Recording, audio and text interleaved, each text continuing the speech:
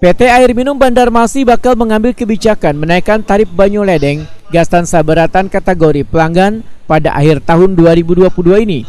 Wacana kenaikan ini mendapat respon dari Komisi 2 DPRD Banjarmasin dengan menggelar rapat audensi dengan jajaran PT Air Minum Banjarmasin jelang tengah hari Selasa 12 Juli 2022. Yang ini yang sudah ini kan? Dia sudah lah audensi dengan pemegang sahamnya. Sudah Pak, di Eropa. Direktur Utama PT Air Minum Banjarmasin Insinyur Yuda Ahmadi Wetakuni Prima TV Usia Rapat membedakan kenaikan tarif untuk saberatan kategori pelanggan Banyu-Ledeng ini adalah untuk memperbaiki kondisi cash flow perusahaan yang baru berubah menjadi perseroan terbatas milik pemerintah Kota Banjarmasin. Selain itu, kenaikan tarif Banyu-Ledeng ini pun sudah sesuai dengan SK Gubernur Kalimantan Selatan tentang penetapan besaran tarif atas wan bawah banyu minum di Kalimantan Selatan tahun 2022.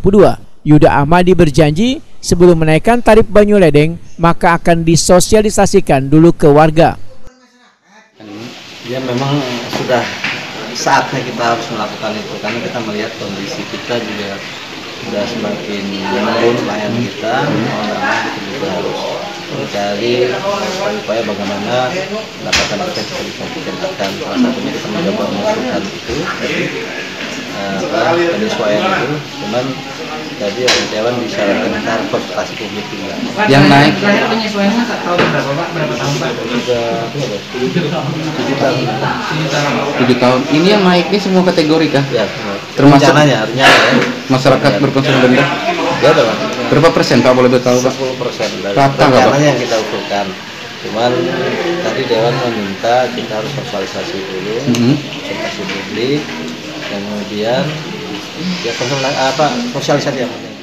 Ketua Komisi 2 DPRD Banjarmasin Awan Subarkah menyatakan belum menyepakati adanya kenaikan tarif Banyu-Ledeng ini dikarenakan perekonomian warga masih belum stabil habis dilanda wabah COVID-19. Politisi Partai Keadilan Sejahtera ini pun menegaskan bila ingin memulihkan kondisi PT Air Minum Banjarmasin cukup dengan penyertaan modal sehingga kenaikan tarif bisa ditunda terlebih dahulu. Meminta kepada PLN untuk melakukan sosialisasi dulu ya kepada masyarakat ya. Karena bagaimanapun juga tentang kenaikan tarif ini kan nanti yang terkena beban itu langsung masyarakat bawah ya, langsung para pelanggan masyarakat di bawah.